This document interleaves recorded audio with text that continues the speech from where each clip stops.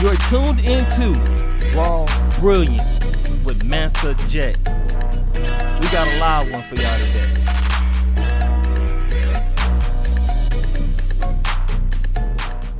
What's going on with you? Nothing much, man. How you been? Man, you know, ain't no complaining. Blessed. Just maintaining. Tired. It's been a long day. I feel that. But shoot. But before we jump off into it, man, I'd like to welcome everybody back to another episode of Raw Brilliance. I am your boy, Master J, here with my partner, King got you. Yes, sir, man. What's going on today, man? We got the inauguration happened yesterday. Yeah, man. I wish I would have. I was at work while it was going on, but I got a chance to get some, some highlights. Some highlights. Oh, well, I think the most significant one I saw. I ain't gonna say it's the most significant one because I didn't watch too many of the speeches because I didn't have that much time to give. But the one with Bill Clinton, Bush, and Barack Obama pretty much having an open discussion about every presidency that they, based off of them three, they were different, and you pretty much were going from the Democrat to Republican back to a Democrat. But it was like, the change of powers was always a peaceful thing. Yeah, for sure. And to get rid of, Mr. 45, it's pretty much like a... He went out swinging, though. Like, he got a bunch of his partners out on pardon and stuff. He got Wayne got a pardon. Kodak Black back out here, though. What you think about that? I feel like that's a bait. Is it what? It's bait. Like, I feel like it's like if you going out and everybody pretty much don't like you, ain't really rocking with you, feel ill will about you, whatever you may be thinking in your own head. Yeah. Of course, in his position, you're gonna be like, oh, well, I'm gonna give them back somebody that they revere so much, so they don't hate me so much. So if I come back, they a little more receptive of me coming back on the scene compared to I left before on the terms I left on, and I had the ability to get them somebody they wanted. Yeah. Not that we asked for it, you know what I'm saying? Like, and I mean, it's just my personal opinion. Outside of Kodak Black making the decisions that he made to pretty much incriminate himself on some instances, I don't really feel like he really would have been in jail with the coincidence of sequence of events. Why I say that is because literally after he said what he said about Lauren London and, everybody on the internet went how they went crazy about it. You know what I'm saying? He was being a brother, you know what I'm saying? I mean, granted, he's a public figure and he said the shit on live to where it was offensive and people were like, oh, well, you know what I'm saying? How dare you talk about a dead man's wife like that? Like, he was saying how you want to smash Lauren London. But it was more so like, if that didn't happen, it's bro. nothing wrong with what he said. It's just the wrong time. It was the wrong time. But it's like, if he didn't say that, bro, what was the odds that he was going to go to jail and people was going to be like, man, fuck Kodak and blah, blah. Like, man, everybody shaded that man as soon as that shit happened. It was like, as soon as it happened, I didn't really bro, see it like that when he got arrested. I felt like a lot of people was on his side, like, because he got arrested right before Rolling Loud. Even T.I. and everybody else was like, oh, man, we should do something to you, blah, blah, blah. No, that was when the Lauren thing happened, but he apologized, like, multiple times. But I'm saying, like, I don't feel like that shit would have, I don't feel like him going to jail would have been something that just came out of the blue if he never said that. I just felt like it was something there that made that happen, bro. I don't think the government cared that much about that. I'm not saying it's the government, but I'm just saying it's something. It's just a little odd, bro. Like, what was the irony? I don't even think it was odd. I just think it was just the time and I think they was already after him. He already had cases, like, that case was already pending. He just happened to get arrested around that time. But he had the case. Being fighting it, so I don't think the two were like they separate, but it's just a little fishy. I don't know. I feel kind of bad for the boy. Like, I just feel like he was somebody who came from the hood, like a lot of rappers and stuff and athletes came from the hood, came upon a lot of money and really hadn't been trained, groomed for that type of success that young. Like when you 19, 18, 17 from the hood, like the way I feel about him is the same way I feel about It's recording. what's his name? Who? No, I was saying it's recording. Nah. The same way I feel about Kodak, same way I feel about NBA Youngboy. Like, I just feel like, what are you going to tell a 16, 17-year-old kid from the hood that ain't been trained for that type of life, who got all the money in the world? What are you going to tell them? Like, that's something that they got to learn on their own. Like, things they going to have to learn on their own. Because when you got more money than all the niggas trying to tell you to do what to do and how you should be living, like, why should I change when I'm winning? In a young man's mind, that's like, last thing he worried about, is really consequences, because at that age you feel invincible. So what you saying is that being hard-headed is okay? I never said it was okay. I mean, because it's like when you say, how could you blame them? It's like, yeah, in one way you do want to try to put yourself as being a blissful 19-year-old with all this opportunity, right? Because we all didn't have all these different experiences, right? So it's like you try to really make up this little scenario, but it's like, when you think about yourself, do you think that you would just be blowing money? Do you think you would be doing... But see, that's exactly, but you making my point, though. Way I was raised, it's not saying it's going to anything like the way Kodak or maybe NBA Youngboy was raised. I didn't grow up playing with guns and shit or having to rob people. And I grew up in the church. I grew up going to school. The worst shit I got into was mischief. I didn't have to go. I lived in California where I was around gang activity and shit, but my grandma didn't want to see by the time the street lights came on. My nigga, like, I was one of them kids. Yeah, I got into fights and shit, and I got in it. I went out and, I've been in situations, where gunplay was involved and shit, but that wasn't my childhood. Like, I grew up in the country. I rode horses and went hunting and fishing and shit, rode dirt bikes, played in the street hockey and shit. That's not what I saw. So when you ask me would I have done that? No.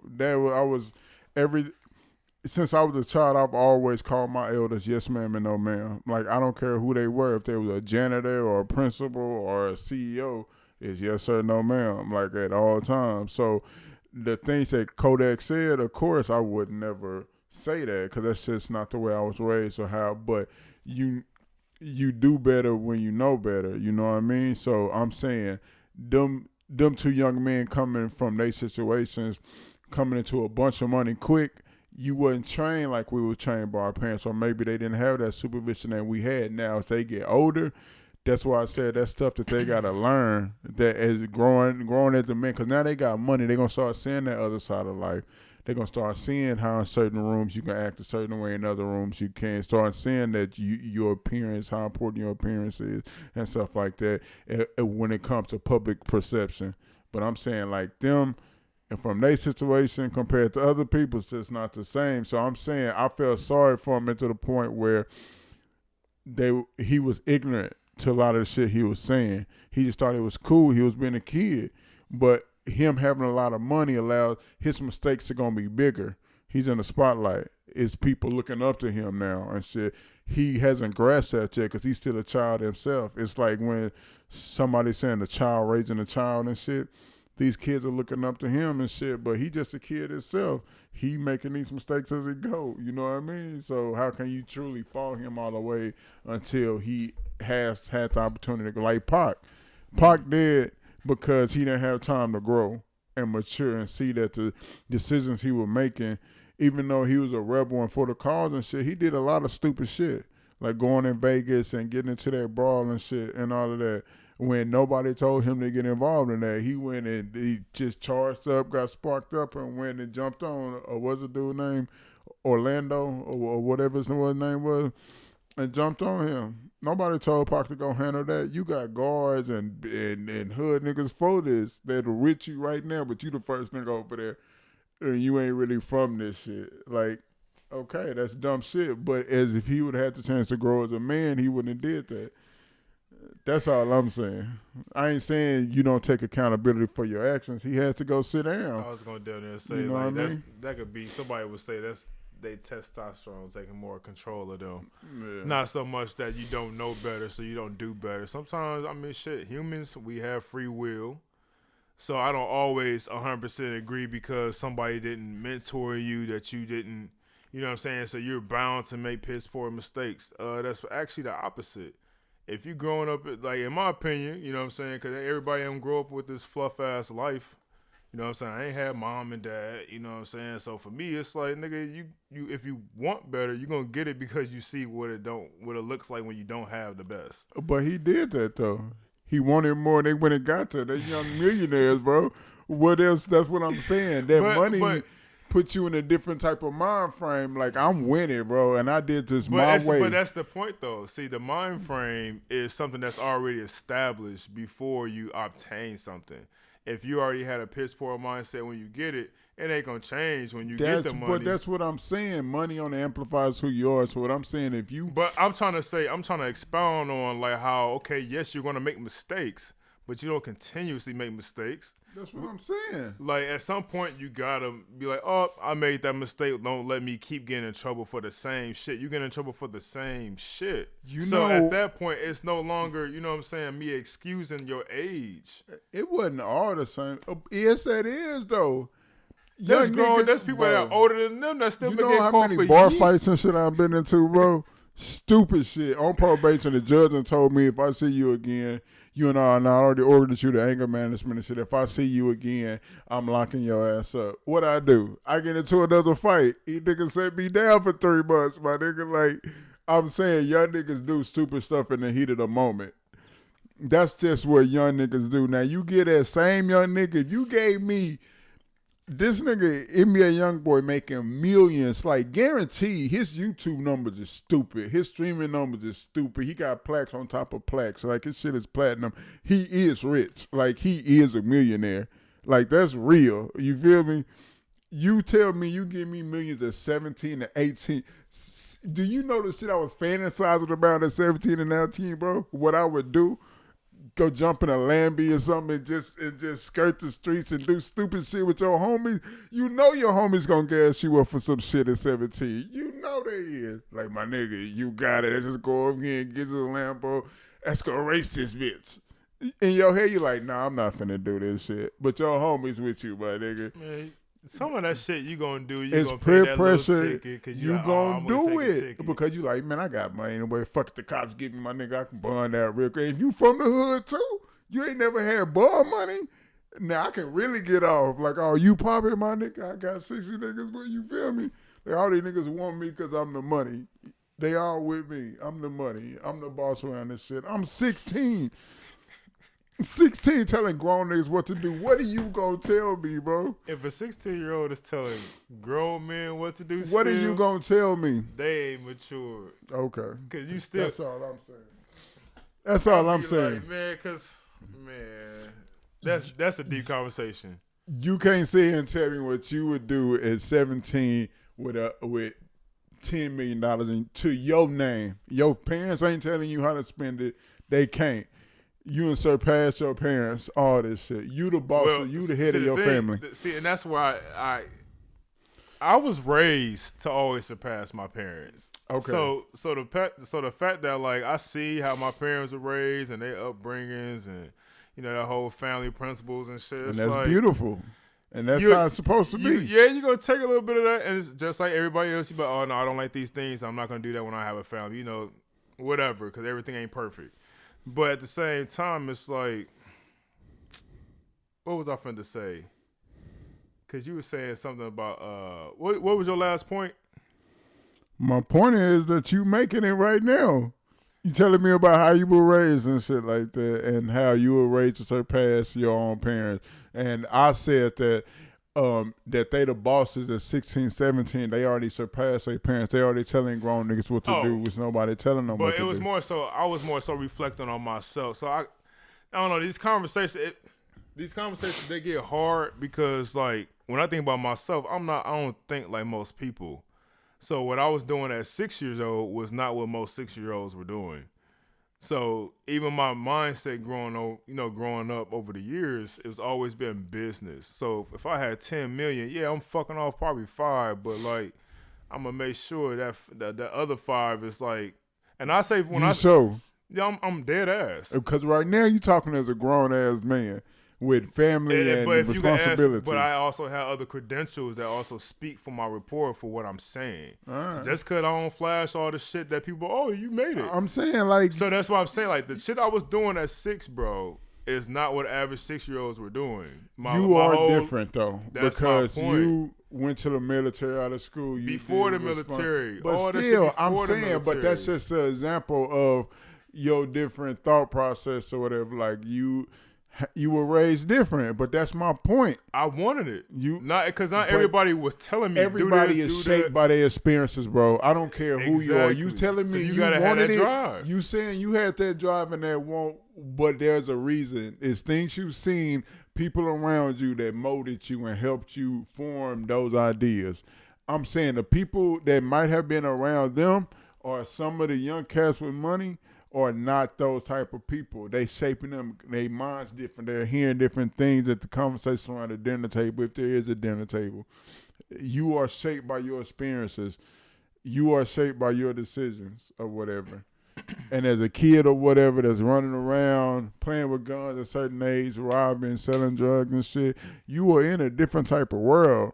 Some people grow up and see their ways. Like it's to certain people who navigated that. And that's why we say in music, not just people in the music industry, but everybody who listens to the shit. Yeah, I'm talking about hip hop. Oh yeah, they perpetuate an image and a mindset. Yeah, we're talking about a mentality. So when people stop taking the shit you listen to so fucking for heart, you know what I'm saying? Especially when you're not from that shit. You know what I'm saying? Again, what do you want? Because just because I want something a certain way doesn't mean because somebody showed me or I got to learn from somebody else. You got to have a vision for yourself. But, like, you don't think that responsibility don't fall on the artist as well? Most definitely, more so because they, again, they get put on this pedestal from everybody else. They didn't put themselves on that pedestal. So, you know what I'm saying? For you to be like, oh, I made a mistake, no matter whether it was a federal crime or a little misdemeanor, or you tricked off some money, or you fucked up on a relationship. Yeah, nigga, okay, you make mistakes. Do you keep doing the same shit? At some point, you got to have a vision for yourself, bro. What's your shit going to look like at this age, and then what it's going to look like 5 years from now, 10 years from now? Am I still going to be making the same piss poor financial decisions? Hopefully not. Am I still going to be having bad relationships? Hopefully not. But you probably will. But you should. Why? Bro. Why? Bro. Why are you still doing that? I'm saying this. You were talking I get what you're saying 100%. Nothing you are saying is wrong. What I'm saying is I think you are missing a point of putting yourself back into being a kid and not in your circumstances, bro. I can't think like everybody. Is that what I'm saying? And they can't think like you because they come from different circumstances and situations. Because you can ask people that actually know me from 18, 19. But that's your circumstances, bro. That's who you were raised by. You said your parents raised you to move beyond them. That's different thinking. That's a parent. That's what they supposed to do. Everybody don't got that. A lot of niggas, like, my dad a preacher and all that, bro, but I didn't grow up. I was with my mom. You feel me? My mom's side of the family and my dad's side is different. When I go to my dad's house, it's a different world, fam. When I'm with my mom, it's a different world. You feel me? Like my stepbrothers and stuff, like they grew up with my pops. They was in a two-parent house. My pops and my stepmom been married for well over 20-some years. Like, it was my mom and dad, they separated when I was very, very young. You feel me? I'm my dad's oldest. So, like, my step-siblings or half-siblings or whatever, they were raised different. You see them, they all went to college. They all graduated on time. They all have productive jobs today. They all said on time. Bro, they teachers, they nurses, they, you know, stuff of that ilk. You come to my mom's side, right? We were raised different. We had different experiences. We had different, like, I'm like this because I saw both worlds. I knew how to cook crack at like 11 years old. You feel me? But also I was still going to my dad's church and like bull crapping around on the drums and going to church camps and stuff like that. But still, I come home, I go to my mom's, I see, I know what weed is, I know what, crack is, not because she was doing it, but because it was around, like her boyfriends or stepdads, like they were selling it. Not my stepdad. Now I love him. He a different type of man. He worked in the oil field for years. He the one that got her stable and all this type of stuff, So shouts out to you, big dog. You feel me? I'm not talking about you. Like previous, like uncles, I got uncles who are alcoholics and crackheads and shit like that. So I know that world. Like I had to dip my toe in both and come out and form the person that I am today from knowing both worlds. That's why I'm telling you, your situation as a kid is different. I got other homeboys who were killed, got cousins who were killed in drive-bys in front of me and shit. Like I seen that other side, and I know kids don't have that. My pop's home was. You feel me? I at least got to go back to that half the time. You know what I mean? So I got to see both sides. And what I'm saying, when you got a Kodak or an NBA young boy or somebody like that, they don't see that right now because what they saw growing up, the stuff that shaped them is different. Now they got money. They going to see it different. They going to start traveling the world. They going to get outside their circumstances. Now we judge them on them decisions 5 years.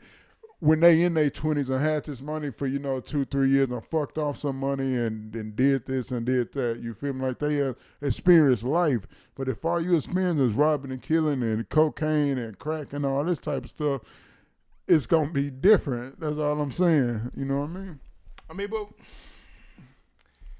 it's just, we could look at so many people, though, dog, that could say how it don't matter who you look at, it's going to always go back to this. Day is spent. You take Mike Tyson. He started out on that wrong side, right? Robbing, juvenile, all this, beating up people. This is such every black. I ain't gonna say every black man. I hate criminalizing us, but it's the average. You know what I'm saying? It wasn't even the average. He beyond average. He Brownville, bro. Like you heard stories. I ain't even from New York, but I heard stories about it. You feel me? And I know Brownsville was a serious place. They had a lot of heavyweight champions and boxers come out of Brownsville and stuff. Zab Jula and all them. You know what I mean? Like it was a serious place. He was on one of the harder ones, hanging with the toughest people in Brownville. Juvenile at a young age, in and out. But then he met somebody at a very young age that happened to shape him as well. But if you hear Mike talk today, he has a duality of both those lives. You feel me? Like those experiences. I don't care who you take, the hardest criminal to the most educated one, or the most like who does have a 2-parent household, but it's fucked up in there that we don't know about. We think it's all good, and he turned out to be a serial killer or some shit. You feel me? Like you are shaped by your experiences. I don't care who you are. Psyche, man, it most definitely come out later on. Yeah, that character of the person. That's all I'm saying. But OcSong trying to call in on Zoom or whatever. Are you trying to tap in with him? You got to show me how to do that. You just got to go to Zoom. I don't think we might have to edit this out. But you got Zoom? No, don't hit that. It's gonna stop everything. Leave that. Let that run. I can't. Huh? Cause I don't know how you be hosting the shit. I just be on Zoom. I would have you log into my account, but I don't know the password. Don't even worry about it. I'll tell her next time. Or we could try it in the morning. Oh, shit. Yeah. Can't try it in the morning. We'll get that set up. Don't hit that red cord, bro. Yeah, I ain't hit it. It's still going. Everything's still going. Ooh. Alright, but yeah though. I really want to get Song on here so we can talk about the inauguration or whatever, because Song watched it in full and stuff like that. But it was this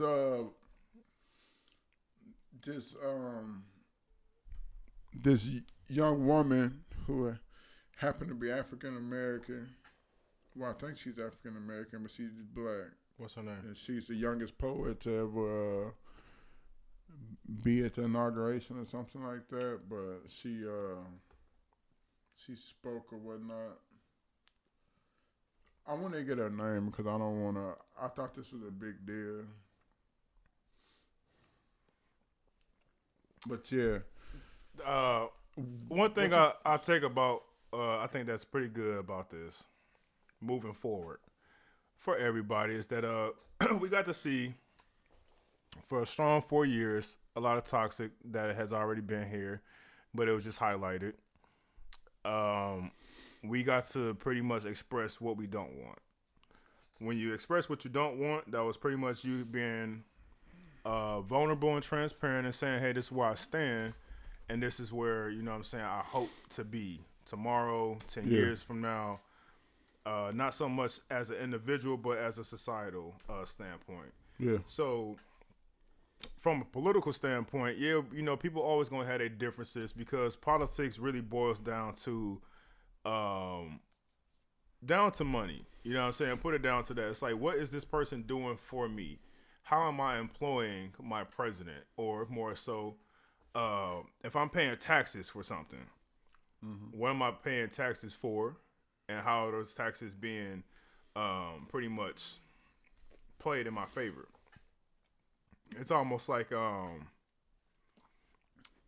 if you've been in, okay, if you could paint a perfect world where it's like you have no poverty, right, or limited poverty, you have, you know, respect. Let's put that one. Let's just go respect. You got respect, number one. Okay. And you have, you know what I'm saying, you have your governmental officials. But your governmental officials actually do the things that they're actually supposed to do. But they've been running backline obligations where it's like, damn, it's actually impeding against the overall, I guess, good of society. So all this going on, I guess to cut it short, is pretty much like we know what we want now. It's now we just got to apply that pressure to make people fill those spaces with the right dignity. Don't just take an office just to say, hey, I'm the mayor of this town and you a piece of shit. And then you sit there for 30 years and you never made any change. Like my number one life principle is, you know what I'm saying, if I don't add to it, you know what I'm saying, I will subtract myself from or feel free to subtract me from it. You know what I'm saying? Like there's no point of people just being around dead weight in any relationship, in any space where you're trying to create something, because those are just distractions. I feel that. So, you know, so moving forward, it's just like, hey, man, like everybody got to be more educated. You know what I'm saying? Don't just go off with these old American-ass stories that hold no weight, no truth. You know what I'm saying? Stop teaching our kids this bullshit. And, you know what I'm saying, let's, as a country, move forward in a more positive way, because it can happen. It's not like saying, hey, none of us grew up and this the first time blacks and white had a disagreement. No, this ain't the first time or the last time. We also will come together, too, and be like, hey, that's my boy. This the homie. You know what I'm saying? So it's like, moving forward, people got to, you know what I'm saying, be true and they to they self, and also, I guess, check people. You know what I'm saying? Like, it's okay to say, hey, dog, you wrong. You know what I'm saying? If I'm wrong, please tell me. You know what I'm saying? It's cool. Because self-check is cool. You know what I'm saying? Because if I'm constantly wrong, then I'm constantly eventually going to tell somebody else this badass principle, and that's how you get a whole world full of hate and piss-poor ass morals. It's one of the ways, yeah, for sure. But I feel good for women. You know what I'm saying? I feel like, damn, you got a black woman as the vice president. Yeah. Let's see what they're going to do with it. Man, it make you feel so good, though, because we done seen so much in our lifetime, dog. You done seen so much. Yeah, for real. Shouts out to the poet, though, who did an amazing poem at the inauguration. Amanda Gormans.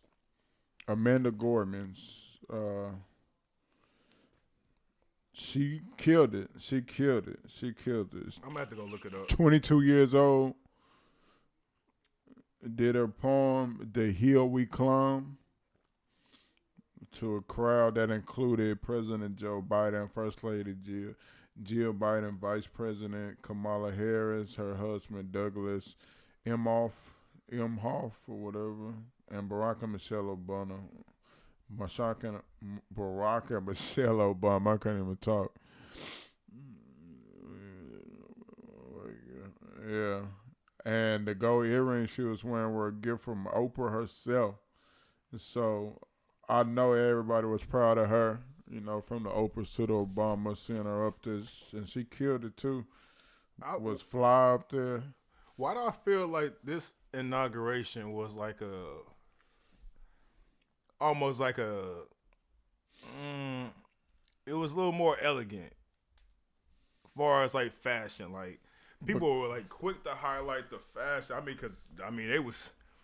They was stepping, but it's like, damn, everybody came out just, you know what I'm saying? It was simple. Even with my man that got promoted, he got promoted, had a nice ass little Gucci scarf on, but it's like, damn, everybody was looking like they was like little dukes and princesses and kings and shit. Mm-hmm.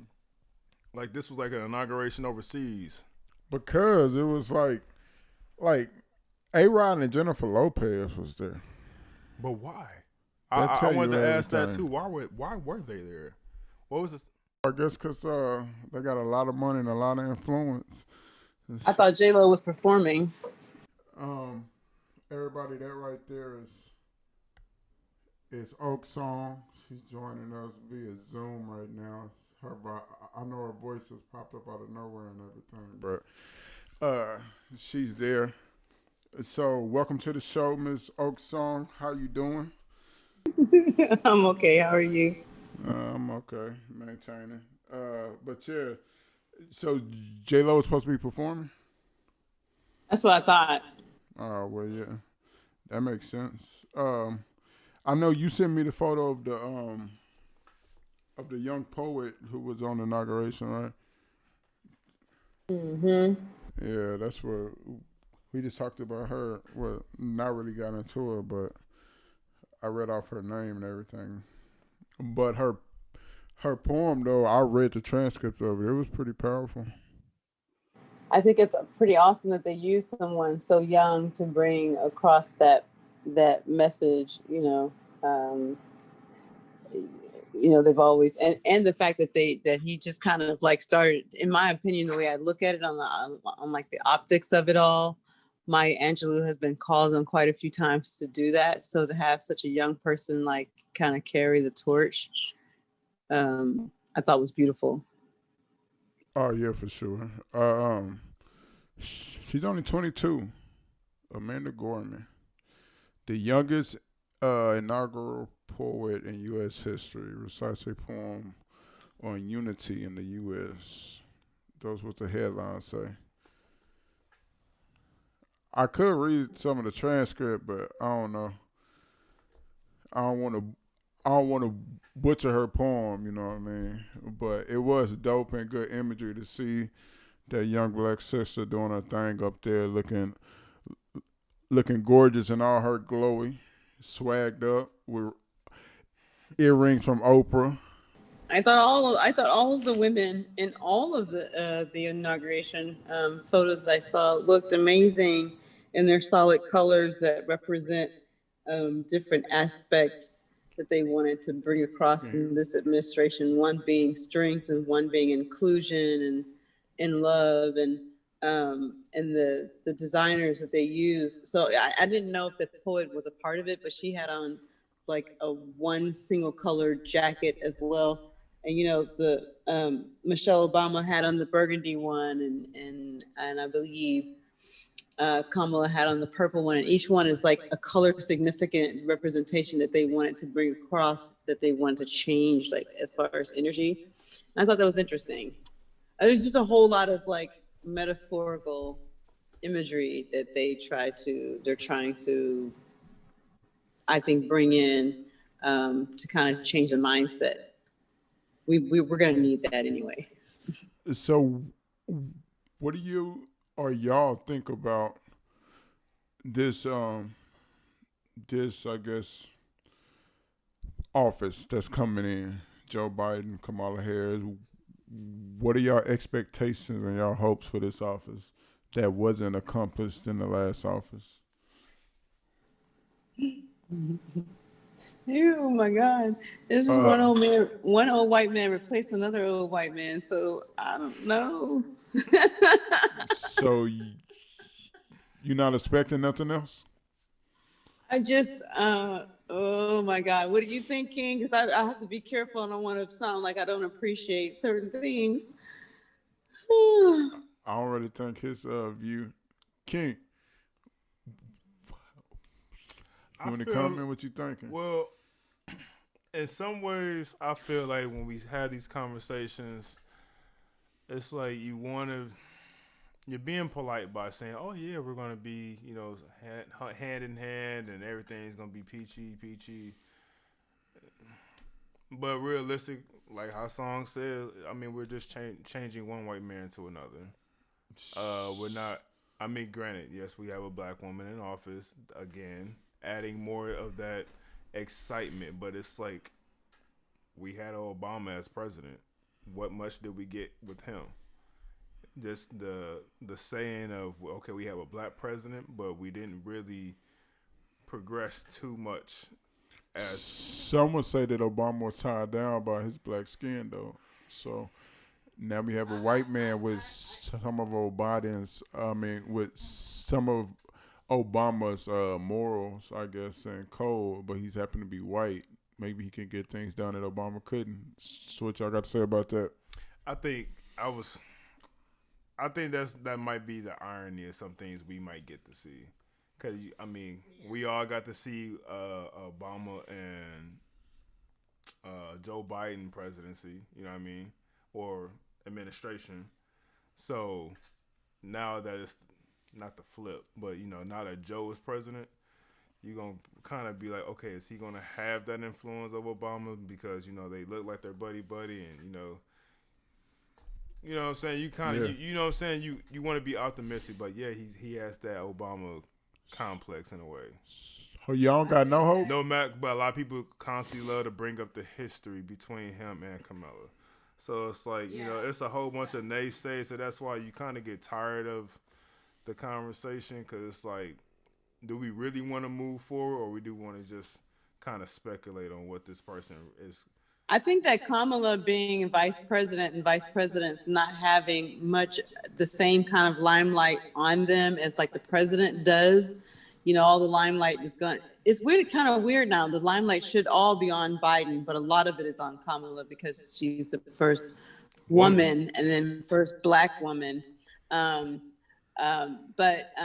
because of her status as vice president, she may actually be able to implement programs in a different way that the president might be because she's not being watched so heavily. You know what I mean?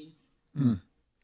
I think she's gonna be watched pretty heavily. I don't think she's just gonna have. Yeah, it is because of who she is. I think she's gonna be criticized a lot, probably by the media. Yeah, wait till tomorrow. What's happening tomorrow? We don't know. Fox News come up with something. Yeah. Oh, they gonna find some shit. They gonna find something. It's Fox. That's funny. That's funny that you said that. Wait till tomorrow. And my response is like, "What's happening tomorrow?" But actually, you're right. It really is. It has been a wait till tomorrow administration for the past 4 years. That I think that we're suffering from PTSD, and we're just going to be dealing with the whole wait for tomorrow for the next 3 months until we start going, "Oh wait, okay, nothing's going to happen." That's very interesting, right there. That we have PTSD from the last administration. We do. This is true. That's very true. That was spot on, because we were waking up like, oh, what this fool gonna do today? This idiot. And every day you was looking for that entertainment or something. Even to the point of even like to, I mean, not that I was looking towards like more deaths, but it's like you just kind of expected it. So it's like to see it was just like, all right, here we go today. This today, and we probably gonna have another one tomorrow, and then you're gonna see some more diplomatic, political shit tomorrow. And I don't think it's gonna be the craziness of the last administration. I think it's gonna mellow out, and we're gonna see a lot more like politically correctness and saying the right things. But I want to see this action because Biden, he made a lot of promises. Like, I'm trying to see that stimmy the stimulus. I don't care about the stimulus. I want some real shit. Like, if it's not a consistent stimulus like Canada did, that's really gonna help people. That little $600 ain't gonna do much. It's gonna get some groceries or something like that, No, or like a couple bills. They talking about the two, but they talking about for multiple months. They was getting 2 G's of money in Canada, bro. Yeah, that's what they was talking. Yeah, I heard somebody talking about some countries got more than that. They were getting something like $7,000 a month, monthly, to stay at home and work. You know, of course we don't. Of course we got $1,200 for the entire year, and that's different. And that's why 600 was such a slap in the face. Like, here's your 60, here's your dollar. Go and see if you can make a Happy Meal happen on this dollar. Good luck with that. But the $2,000 is still a drop. It's still a penny drop. But at least some people can say, okay, I can at least pay, water and light and eat for the next 2 months while I figure out my taxes and how to get myself together on my unemployment and get a new job. Like, that's the kind of patches that's happening right now. The food lines are doubled and tripled. Like, all you got to do is look out the window downtown right now, Austin, and you're going to see another city within the city of people living on the streets. Like, I literally can't believe how many tents are up. yeah, it's like quadruple. It's crazy. They like, just voted on that shit in different too. sections. But what do you mean they voted on it? What did they voted to have people removed or? no, not moved. They voted to have allow not to arrest homeless for staying like on the sidewalks and stuff like that. Oh yeah, they can't, because where are they gonna go? Yeah, exactly. Like, there's nothing you can really do. You just gonna be throwing a bunch of people in jail because they don't have money. Like, that's the only reason you will be throwing them in jail. But yeah, man, it's bananas, man. They really gave us, if you think about that $1,200 over a year, they gave us like $4 a day to live on. Bro, that government ain't shit, bro. They gave us $4 a day to live on. Hey, I wonder if they really be in these rooms and then make these decisions and just laugh. They probably be like, man, I know them peasants can do something with that $600. Let's get them 12. That's more than they ever seen in a year's worth of work. He. I don't think it's that much of a consideration, even because when they break it all down, their biggest concerns are giving their tax breaks to the corporations to keep them sustained. And as long as the corporations are sustained, they can keep their employees. And as long as they keep employees, then they feel like they're doing their job because they kept the top. No, they'll fire their employees and they just keep all the top officials. Yeah, well, yeah, that's what I'm saying. What they're saying, but at least they feel in their heart like they're trying to give back to the bottom people by taking care of. If, in other words, I can give you fish or teach you how to fish, right? And so they feel like if they just pay the fisherman who's giving you fish, then at least you can get the fish. You know what I mean? Instead of just teaching you how to fish, they don't want to put the power in your hands. So, and then it's your fault if you can't figure out how to get the free fish. Hey, that's how I feel about school. School. That's what school is. School's a racket. Don't get me started on that. School will never teach you how to make the money. It'll tell you that going to certain classes somehow will lead you to get into a degree. Some of these classes that don't pertain to your degree, you got to take these classes. But once you take them and you pass successfully with a certain percentage, and then you get to the end of your collegiate career, you get a degree and you feel successful. You're like, hell yeah, I'm gonna apply for this job. How do I make this money? What college is supposed to what college ends up teaching you, if you pay attention at all, and you don't stay long, is that it teaches you how to teach yourself, how to learn. How do you learn? How is the best way for you to learn, the quickest ways that you absorb information? Mm-hmm. Once you understand that, then you understand the other part is the networking. Everybody you meet in college 20 years from now will have something going on. So if you know all of them when they were young, that's a business card and relationship that you can trade on. Other than that, everything else that you learn in college today, with the exception of being like a doctor or surgeon or a dentist, pulling teeth, or like a judge, you can learn that shit on your own online. Just, you can look it up and read it. You know what I mean? And teach yourself how to learn. It's just, people don't do it. But I think times are changing, and that's going to be the future, that teachers are going to be online and people are not going to go to school, and they're going to go and get specific information that they need and move on with it.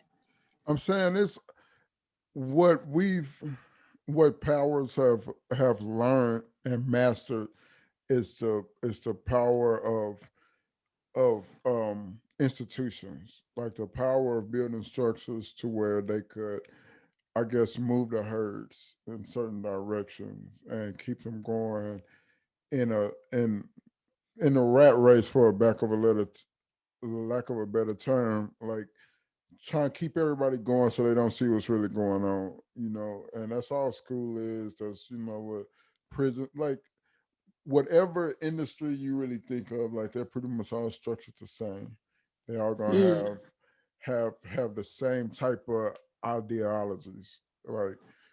And so I just think that's what the powers that be, that's what they mastered. That's what the global powers and like the real people in charge, uh, those old families and those people that have those trade secrets on how to get to the dollar fast, on how to keep it, and how to scam and do what they do. How to scam and do what they do. That's the problem. People are missing at the bottom of everything, even in your education or whatever you do, just like the podcast you had the other day. It's all about the work. And a lot of people think they want the shiny results at the end of the at the end of the street, or at the end of the ride. They just want the shiny, how can I get to the award fastest? And in schools, you get all these obstacles, schools and companies and people who are in between, who are going to charge you $1 million. They're going to tell you, you need this class. So then you're going to pay $800 for this class. Now you need to buy this $200 book in order to make this class work. So then you go buy the $200 book, and oh yeah, you need this $500 calculator to make the book and the class work.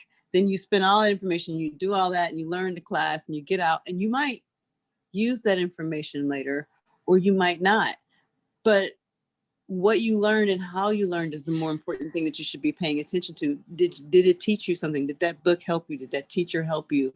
Did having the calculator in your hands help you or not? Because if it didn't, then you need to figure out the best way that you get the information and move on. Today, we're entrepreneurs. Today is going to be about building your own existence in your own world. And if you don't understand what hustle is and what the workflow is and how to teach yourself, you're going to be stuck out. Super stuck. Indeed. Super stuck. Yeah, for real. That's it's like we all know this, but the majority of people are just fine with it.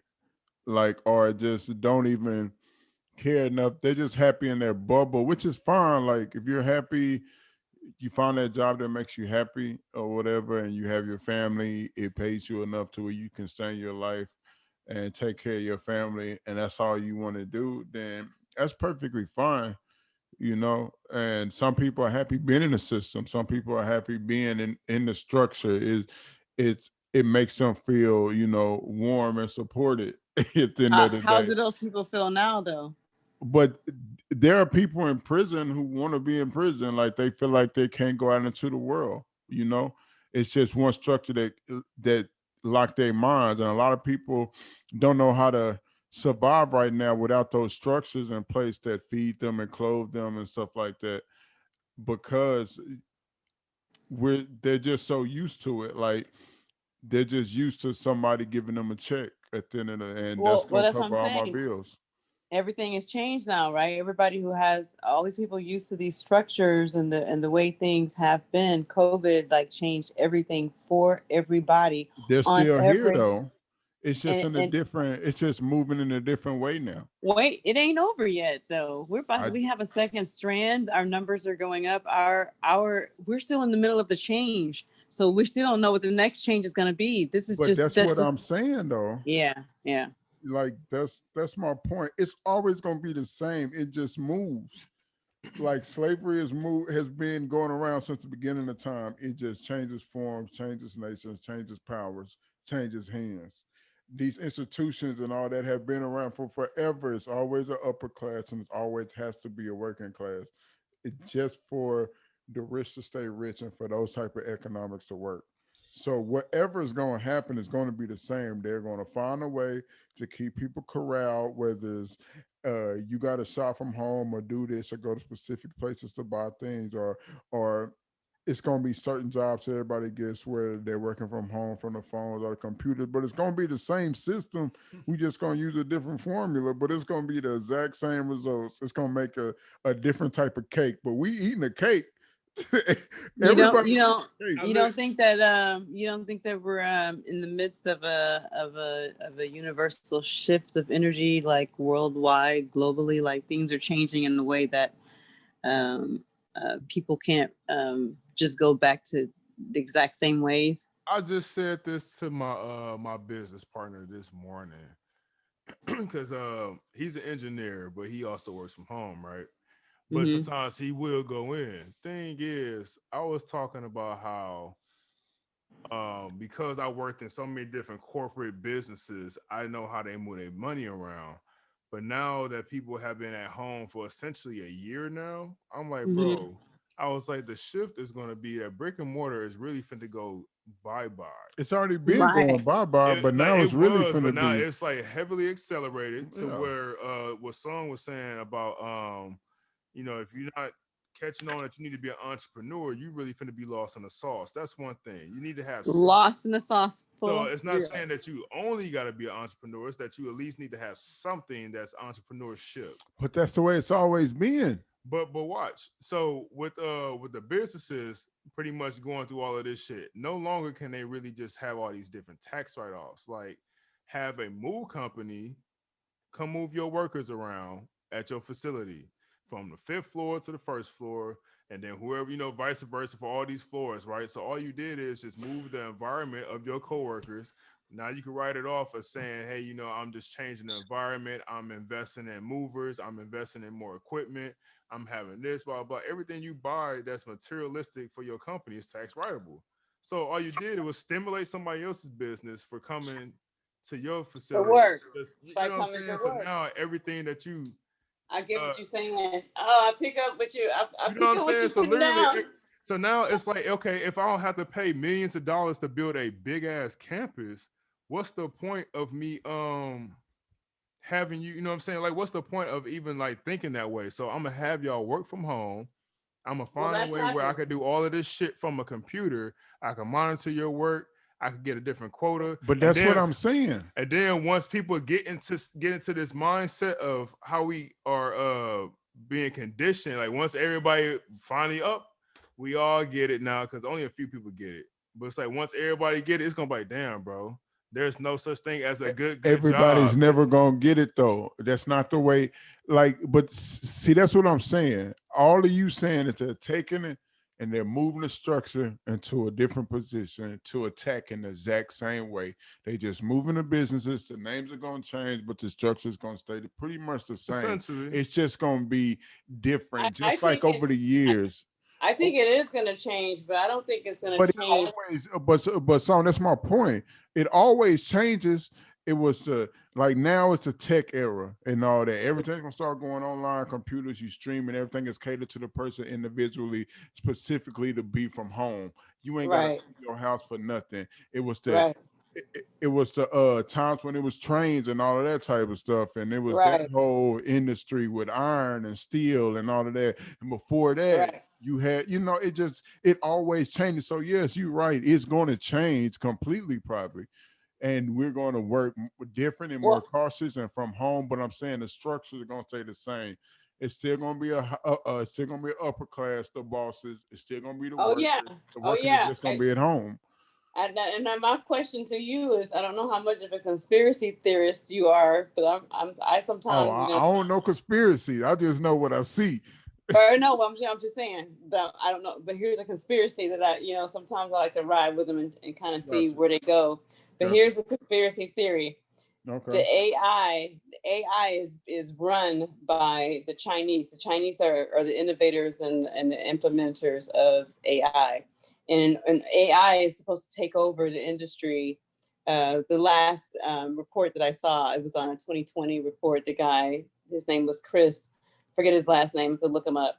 Who's the creator or innovator of AI in China? Okay, says that that AI is going to take over the entire world within 15 years. That was 3 years ago, this interview. And that he says in 15 years, 40% of the entire global workforce will no longer exist. Meaning that if you are a cook, a driver, Security. security, and it goes on and on, these jobs will disappear on the whole face of the earth, all around the earth, not just in America, right? Yeah. So the conspiracy theory comes in here. Did China help push that by making this virus come out to ensure that their AI gets locked into place and they become the new rulers of I the like earth? this one. I like this one. I like this one. Okay. It do make a lot of sense. Do I don't put nothing past any type of government because I know they plotting a plot for a plot that might be a plot 25 years down the line. Right, You know what I mean? So I don't put nothing past any government type of, I don't care if it's China, but I will say this, China been behind the scenes doing stuff for many, many years now. For a minute, they got patience. The United States think they running shit. And we are still the face of power, I guess. You say the We're United the States. face. Oh man, you hit it on.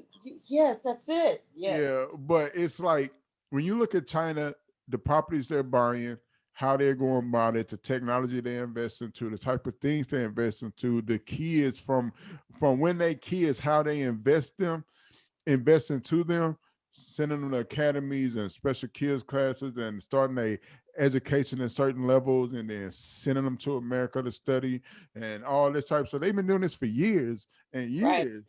They've been up on, like, when we look at futuristic stuff, if you go like to Hong Kong or something and you walk around the city and you see how the posters are like, or like the TVs on the buildings are like paper, like they been had that shit. We just now getting up on it. Like they literally got TVs that are like paper that are up as flyers, but it's showing shit like a TV though. Because the way that our technology works, or the way that we work in America, is everything is set up so that certain corporations and companies can make their money. So there are people who have phones out that are next generation phones that they can't even put out yet because they have agreed to let this other phone company have 6 months of existence. And because of that, see, like down here in America though, it's like this. Whatever technology we get or make, the military has it first. It's gonna go to the military first. Then, yes, like you were saying, once they make it cheap enough to mass produce and give to the public, then they will. But the military got whatever we think we got. They done had it by 10 years. Yeah, but even still, we still have, even after the military gets it, companies make deals so that they can make the money. Because the thing is every time you invent something, somebody else jumps on top of your invention and makes your invention obsolete. So they make deals after your patent runs out, like, or your So because we have those patent laws that let you get a certain amount of time. For example, we're one of the few countries that still pays for a phone call on both sides. And they always go to the military first, though. Wherever everywhere else in the world, you just pay one way for a phone call. It's just I don't know if it's just because it's a military thing here or if it's a money thing. If it's a money thing, but it's the money thing. But the two can be. It's like they don't have to be exclusive though. Yeah. Like I'm saying, the military is always going to pay the biggest contracts. The military will always the government will always give you the best contract. That's why everybody fights. Contractors fight for government contracts. Like they'll go to war over a government contract because they're going to they're going to overpay. And so when you say a technology and it's beneficial to the government, and any technology pretty much is just moving technology forward, they're taking that to the government first. Like, hey, we can do this for you. We can do this. Once the government sees it, and they can find a way to lock it down so other countries don't get it first or whatever, or they feel like they can weaponize that shit, and then it's gonna be theirs for a certain period of time or whatever, or they're gonna license it out or fund the project or whatever to grow it till they can't get it to a place where it can be mass produced or whatever and spread to the masses on a cheaper level and make that money that you talking about. You know what I mean? So they gonna get two checks. They gonna get that government money first, and then they gonna find a way to mass produce it with that government money because they gonna finance everything for them. And then when they can, dial it down a notch and give it out to where everybody could get it, then they gonna go make they other billions. You know what I mean? And Yeah, so but what I'm saying to you is, as after that first cycle of the military getting it to the consumer getting it, the amount of time that it exists in the market is extremely long in America because we have things set up in place so that companies can make money. Whereas instead of moving it with the times of the actual time, so I'm talking about after military, because of course, military had the internet 20 years before Americans had the internet. But once the Americans got the internet, then each American can be innovators of the internet now yeah, that the internet is in their and learn hands. how to make money off of it. Yeah. Right. And so what I'm saying is like stuff like, for example, texting. When telephone texting happened, when I first moved to France in 1999, we were texting people. But Americans, I didn't when I came back in 2010, we just started texting. Stop recording. Yeah, like, but see, that's what I'm saying. But Like, it's not because of military, it's no, but because I'm not. But you focusing on the military. I'm saying it's two no. parts I of it just though. made Like the yeah. part that I'm focused on to answer your question is like they are the like nothing is gonna go to market until they can mass produce it and make it cheap enough to where the consumer can consume it. You know what I mean?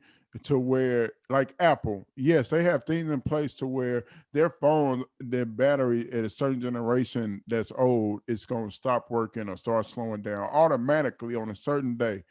So you're gonna have to eventually buy another one and get tired and want to go buy another one or whatever. So yeah, like every company has ways to make extra money. But I'm talking like the important technology, I'm talking about the real needle changing technology.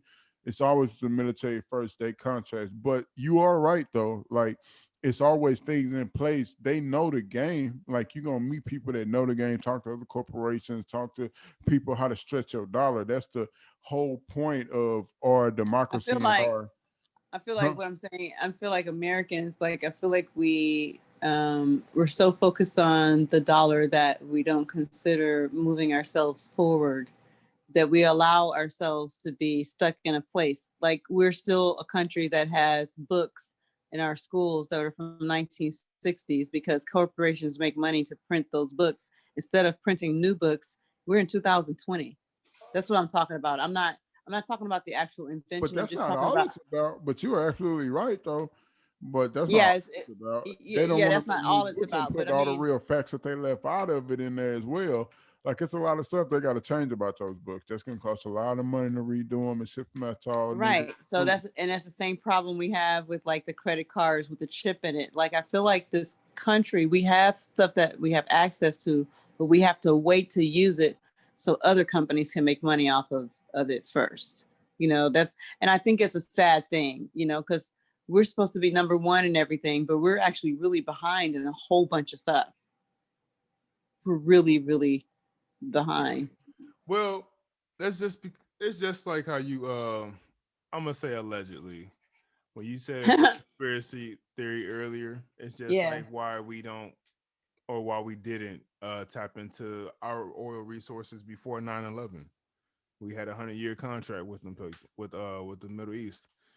See, that's So what I'm saying. That so kind of so thing. after that contract was over, I mean even during that contract we was I mean, you could look in the history books. We were giving them weapons and doing all these different things. Then we even, we had Desert Storm and all these different events where it's like, bro, you have pictures of Bush giving people guns, and I think there's a picture of these folks, and I want to say fucking Gaddafi or somebody. But either way, it's like you got the same type of, I guess, pattern going on. So I hate to say that we gotta say conspiracy or allegedly, because it's like how he was saying earlier, it's Yeah. like moving different It's pieces. just Yeah, thoughts. It's but at the just same thoughts. time, no. But it's so weird how sometimes the thoughts you find out years later that, like, okay, for example, when I was younger, and I'm aging myself now, but when I was younger, people in the 80s, crack was really, really blowing up, right? And people used to say, and I say people, but people in the streets used to make comments about CIA standing for cocaine importing agency. And we would laugh and be like, oh, y'all just conspiracy theorists. Y'all don't know what y'all talking about. It's just, y'all just want to say this, the CIA, the man is the one who's really making money off of it. Turns out 20 years later, the CIA was importing cocaine to pay for the Iran Contras. So, you know what I mean? So sometimes your conspiracy theories are not just so much a theory, you know? They'd be spot on. So there's a lot of stuff floating around now that it's kind of scary. So some of it might be spot on and some of it might just actually be a theory. But But it's almost like how, when we talk about racism in America, and for exactly. years as a black person, even as a black man, I still gotta argue my point on shit, or I'm still aggressive. No, you just fail to realize, one, I'm at this point, I'm just tired. You know what I'm saying? I'm like, I shouldn't Yeah. have to always educate somebody why they wrong. And Mm-hmm. then even when you wrong, some people just don't want to admit it because that privilege. So it's like you got to see how that privilege is so heavily expressed when them people storm the Capitol. Oh my God, I'm so happy it happened that way. And I'm I'm so so happy happy. too, cause I'm like, bro, this is what we deal with on an everyday basis. It's just not somebody storming my Capitol. Okay, so I have a question. How many of you have your non-colored friends um, kumbayaing with you more via phone call, text message, or whatever? Uh, I had some people reach out like earlier, like let's say like go back a couple months, like maybe 6 months. People I went to school with, a couple professors here and there, whatever. But like you can also tell like the conversations with some of them, it just make you feel so cause it's like, bro, it's so forced, and it's like, yeah, man, I stand with you, man. That's fucked up, but it's like, bro, you still don't want to say, no, how because then they have to give up certain things in order to yeah, they don't admit. want to take accountability. So I'm like, at the end of Right. the day, I'm like, why are we even having these fake ass conversations? Because it's almost like, at my job the other day, one of my bosses, I assume he a boss. This motherfucker says, "Did you know that there's 700 Martin Luther King streets in the United States?" I said, "Do you know I really don't like fun facts, and that ain't did shit for me in life?" I was like, what does 700 Martin Luther King streets do for a black man? I was like, what does Black Lives Matter fucking mean to, what I'm saying, painting that shit on the street do for any of us? I was like, nothing. I was like, Nothing. you motherfuckers still ain't shit. And you know what I'm saying? I don't get paid for that shit. I was like, and then I Didn't also you told know him, I'm that? like, bro, I'm more of a Marvin Garvey or, you know what I'm saying, a Toussaint Louverture. I'm like, I'm not that peaceful. You know what I'm saying? You're going to keep pissing in my face and I'm going to come fighting your fucking wars. Nigga, you're going to kiss my ass. You know what I'm saying? I'm not that. We're going to work together and you know what I'm saying? That's it. I'm not here to motherfucking fake the funk with y'all motherfuckers, bro. Like, that's not me. So, why did you Do go you to the notice military? that? Why? Yeah, benefits. Strictly benefits? Benefits. Always been self-motivated. So I know, okay, if I go to the military, not only can I get benefits where I'm getting free checks for the rest of my fucking life, And but at the same time, I'm getting health insurance. I'm getting fucking an image that allows me. What you need? Oh no. I'm getting an image that allows me to well, not so much that I'm playing off on an image, but it's like when people be like, oh, he's served, blah, blah, blah. I can Yeah. tell. You can tell when somebody's served and they really about that life, you know what I'm saying, compared to, like these politicians now. The country used to be about, oh, yeah, we're so patriotic, and to be a politician, you damn near had to serve back then. How many politicians nowadays are veterans? Not that many. Not many. So I knew going in. Then I was like, okay, I'm gonna be exposed to some shit. Let me see how these people really think. You know what I'm saying? Let me see if I actually like it. You know what I'm saying? Then at the same time, I just wanted to kill, dog. So I went into the infantry. To kill. Yeah, I real life wanted to kill, nigga. That's why I joined. God I ain't damn, joined because I man. wanted to fucking work in the office. I didn't want to be a fucking cook. I wanted to fucking be in the infantry. Well, Nigga, so so you know what I'm saying? When people ask me, like, nigga, you got some that's things you need to work out, my hey, brother. hey, Yeah. hey. If that's what you want to do, That boy said, I just wanted I to wanted to kill. I kill, was nigga, not shit. expecting that, but a lot of people are like that. So it's it might come to a shock for a lot of people to hear that. It's just but like how we it's was the talking about truth. them young boys earlier. If I'm from Chicago, bro, and no matter what I do, even in, you know what I'm saying, the suburbs, no matter what you do, bro, you can walk outside your house and get popped, bro. You know what I'm saying? I had homies that pretty much, you know what I'm saying, one of them lost his life over, you know what I'm saying, them niggas had a little get together at a little hotel, niggas playing dice. Motherfuckers got mad, you know what I'm saying, shot my mans. They wasn't even intentionally trying to shoot him. They was trying to shoot my other nigga. But he had saw them niggas and pretty much pushed my nigga out the way. So it's like, damn, if any little goofy shit can happen, bro, anywhere, it's like, bro, you might as well be a paid trained killer, bro. It's like, nigga, why? I was like, you get to supposedly they was telling you get to train, you get to see the world. Nah, nigga ain't get to go nowhere out this motherfucking country. I'm like, you can't even leave the building that you're in. in. I tried to join the Marines, but I couldn't because of my tattoo. But I went Shit. to the Army. So My homeboy was in the Navy, but though. then my god He went brother, everywhere. yeah, well, the Navy's in my hometown, so I couldn't be no seaman. No offense, I just couldn't do Where? In Great Lakes? it. Yeah, I was born on the Great Lakes base. See this nigga, Yeah. look, this is my cousin, Oh, y'all. man. This is my cousin, y'all. I'm from the Great Lakes. Not the Can I Great be Lakes. connected to y'all two kings? Can I be connected to you two wonderful kings somehow? I'm You in saying, there, cuz? you know what I mean? You know, but You I with think us you're swinging right. and banging. No, I but think your theories are right. I think that it's difficult, you know, to remain here and have this energy of, you know, now that people are waking up and are shifting their energies a little bit and they're trying to understand because there's so many blatant, obvious examples for them not to ignore that they can't ignore. And they might want to try to reach out and have a conversation or reach out and say, oh, you know, oh, I didn't notice all this racism, or you notice this, you notice that. And we're like, yeah, this is not new. This is just start yesterday. This didn't start last month. This didn't start with COVID. This has been going on since freaking Martin Luther King was talking about it and Malcolm X was talking about it. It hasn't stopped, you know, and you guys are now, you know, want to kumbaya and talk about it and how but that's horrible. man, that kumbaya shit is so fake. That shit's so fake. Let's call it what it is. Cause again, it ain't kumbaya to me until these motherfuckers want to say, you know what, we're gonna change the amendments and the Constitution and we're gonna make this thing right. If this country really is what we say it is, then let's make it in writing, like these motherfuckers said they wanted to do when they broke away from the British. So Well, they're saying again, they want to. same people who built this country, Mm-hmm. you know what I'm saying? And the same motherfuckers y'all want to culturally appropriate so fucking often, and the same motherfuckers y'all want to give a street after y'all fucking kill us for being peaceful. Man, kiss my ass all the way. Why does every MLK street have at least 5 liquor stores within 15 miles of it? Why are they Within always 5. in the hood? They always on That's the what I'm south saying. side. You ain't never seen an So they're MLK all in the hood. by the mall or some shit.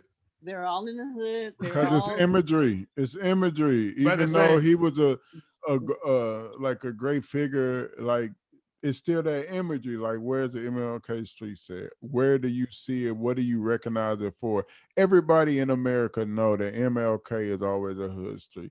No matter what city you in, it always is. But yet, But they it's quote also them how they once a mark year. territory too, though. That's the big Yeah. picture. It's how you mark territory. It's also how you also put into people's minds on the big picture, which is this is what this man did. If you're gonna do anything, this is what I deem as a right, outstanding black man. Even though once you learn the story, how they pawned him, how they did all these different things to try to hush the man, how they try to pay him off, how they try to Because it's motherfucking blackmail him. At the same time, though, they will martyr your ass because they're like, oh, you know what? He's a good guy. He had a dream, so I'm gonna let y'all have that fake ass dream because y'all ain't gonna do shit with your pussy. Exactly. Y'all gonna march in the streets and we gonna piss in y'all face and shoot y'all with these rubber bullets, and we might take a couple y'all motherfuckers out, and ain't nobody gonna do shit for me killing you. So again, miss me with the MLK shit. Because at the end of the day, it's like you want me to be a peaceful, loving motherfucker, but you can't love me. But there's not a Malcolm X Street. You want me to hold your hand and say prayer, but you praying against me. What the fuck are we talking about?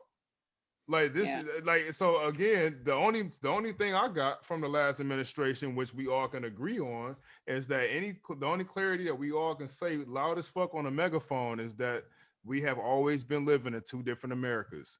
The America that these white motherfuckers get taught down generation, and then the other America that we all think we living through by this Martin Luther King bullshit that we learn in fucking school. So those are the two different Americas we living in. And then most of us don't want no Martin Luther King bullshit. Because that don't, you know what I'm saying? It sound good, but people don't want to put in the work to say, hey, again, change the fucking writing. It's all in the law. I see it different, but the same. It's two different Americas, but I feel like it's the Martin Luther King America, and then it's like the Malcolm X America, like the real America. Even though when they died, they was pretty much on the same page. In our textbooks, they tell us different. But then again, Malcolm X a street. That's my point. But wait a minute. That's what I'm getting to. It's all about imagery.